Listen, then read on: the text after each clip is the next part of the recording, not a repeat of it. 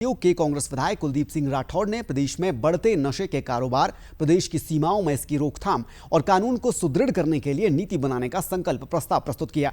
कुलदीप सिंह राठौड़ ने कहा कि 23 अक्टूबर को एनआईटी हमीरपुर में एमटेक के एक छात्र की नशे की ओवरडोज से मौत हो गई थी। उन्होंने कहा कि ऐसी बहुत सी घटनाएं हैं जो रिपोर्ट नहीं हो पा रही है। कुलदीप सिंह राठौड़ ने कहा कि युवाओं के भविष्य को बचाने के लिए नशे पर लगाम लगाना जरूरी है।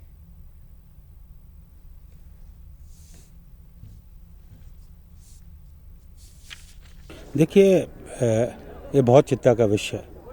विधानसभा में चर्चाएं होती हैं, होनी भी चाहिए। आरोप लगते हैं, प्रत्यारोप लगते हैं, वॉकआउट होते हैं, लेकिन एक सबसे बड़ी समस्या है जिसमें हमें ध्यान देने की ज़रूरत है, वो है बढ़ता हुआ नशा।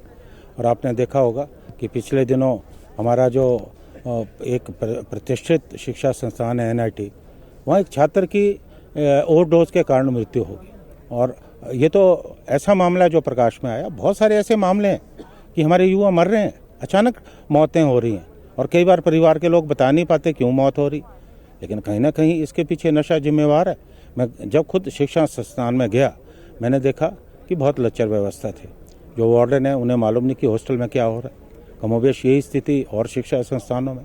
तो मुझे लगता है कि इस लच्चर व्यवस्था के चलते कहीं ना कहीं नशा बढ़ रहा है।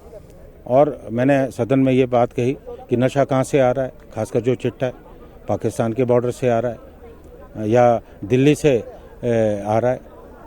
तो अगर पाकिस्तान से आ रहा है तो और गंभीर विषय है, क्योंकि आज जो युद्ध है ये कोई बंदूकों से और टैंकों से नहीं लड़ा जाता। ये घोषित युद्ध है कि आप युवा पीढ़ी को नशे की लत डाल। पांवटा के विधायक सुखराम चौधरी ने कहा कि नशे से कई परिवार बर्बाद हो गए हैं। उन्होंने नशे पर रोक लगाने के लिए शैक्षणिक संस्थानों के समीप विशेष नजर रखने की जरूरत पर बल दिया। वहीं भाजपा विधायक सतपाल सत्ती ने कहा कि नशे के तस्करों के खिलाफ कड़े कानून बनाए जाने चाहिए ताकि युवा पीढ़ी को बर्बाद होने से बचाया जा सके।